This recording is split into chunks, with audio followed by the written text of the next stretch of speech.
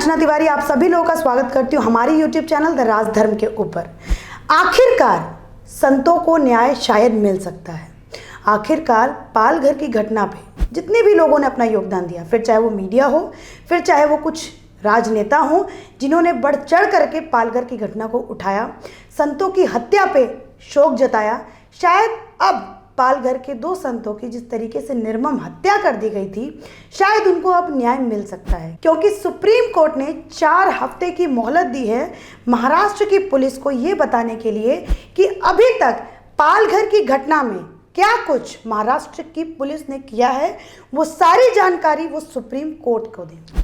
और तो और सुप्रीम कोर्ट ने महाराष्ट्र पुलिस पे ये इल्ज़ाम लगाया है और सवाल पूछा है कि कैसे लॉकडाउन के समय में, जहाँ पे बुरी तरीके से कोरोना वायरस अपना संक्रमण बना रहा है, और तो और इस महामारी के समय में जब पूरा देश लॉकडाउन में है, लोगों को इकट्ठा होना मना है, सोशल डिस्टेंसिंग का पालन करना है, तो कैसे एक जगह पे इतनी सारे लोग इकट्ठा हो गए और किस तरीके से पुलिस के सामने 2 संतों की निर्मम हत्या कर दी गई।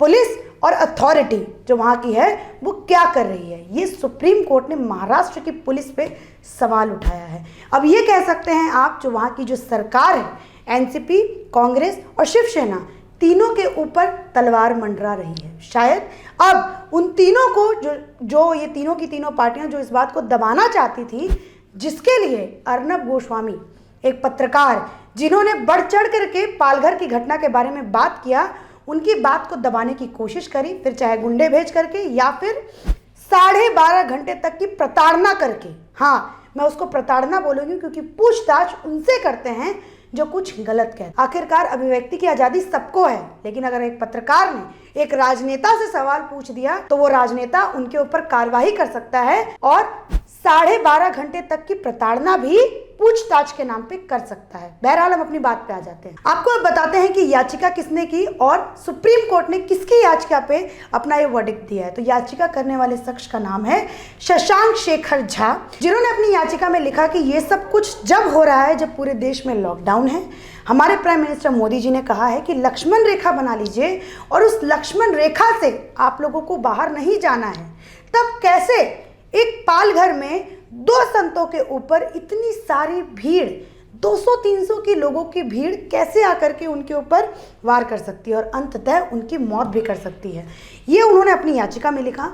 और तो और याचिका में उन्होंने यह भी लिखा कि ये सब कुछ जो भी पालघर में हुआ है, ये सब कुछ प्री प्लान्ड है। उन्होंने अपनी याचिका में एनसीपी के लीडर जो वहाँ के एमएलए हैं उनके ऊपर आरोप लगाते हुए कहा कि इसी नेता के आने के बाद वहाँ के भीड़ के अंदर आक्रोश भरा और वहाँ के भीड़ के पास हथियार आया, जिसके साथ उन्होंने साधुओं के ऊपर वार किया। ये बात और ये गवाही वहाँ की पंचायत की सरपंच ने ये बात बताई मीडिया को भी। आपने मीडिया में उनकी न्यूज़ सुनी होगी। उन्होंने सीधा सीधा कहा था कि नेता के आने के बाद ही भीड़ में आक्रोश, गुस्सा, ये सब कुछ बहुत ज़्यादा भर चुका था, जिसकी वजह से उन्होंने गाड़ी को पलट दिया, मारने लगे और अंततः साधुओं की मौत कर दी।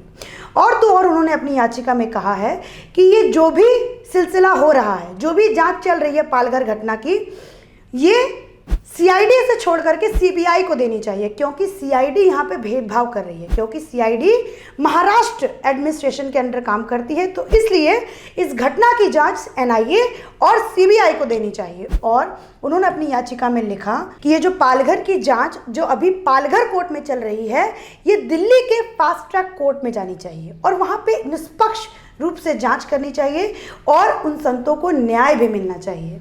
तो यह थी पालघर की घटना। ये शायद उन सबके लिए एक उत्साह का मौका है और उन सबकी जीत है जिन्होंने पालघर के ऊपर अपने अपने लेवल पे आवाज़ उठाई, फिर चाहे वो पत्रकार थे, फिर चाहे वो हमारे जैसे यूट्यूबर थे या फिर कोई राजनेता ही क्यों ना थे। अब हम बात करते हैं दिल्ली पुलिस, वही दिल्ली पुलिस जो आज अपने जज्बे के साथ, अपनी हिम्मत के साथ कोरोना काल में लड़ रही है और कहीं ना कहीं सफल भी हो रही है। आपको बता दें, दिल्ली के 11 जिले रेड जोन हो चुके हैं। कोई भी जो यहाँ पे जिले हैं वो ना ही ऑरेंज में हैं ना ही ग्रीन जोन में हैं। आपको एक और बात बताते हैं हम, जो केजरीवाल सरकार ने दावा किया है कि वो ड्राइवर को 5,000 रुपये देंगे, उसमें वो कुताही बरत रहे हैं। अभी 60,000, सिर्फ मात्र 60,000 ड्राइवर्स को ही पैसे मिले हैं और अब वो साइट बंद हो चुकी है जहां से पैसे लोगों को दिए जा रहे हैं। और आप लोगों को एक और बात बता दिया जाए, केजरीवाल सरकार ने दावा किया था कि जिसके पास राशन कार्ड नहीं है उसको भी हम राशन देंगे, लेकिन उसमें भी वो असफल है।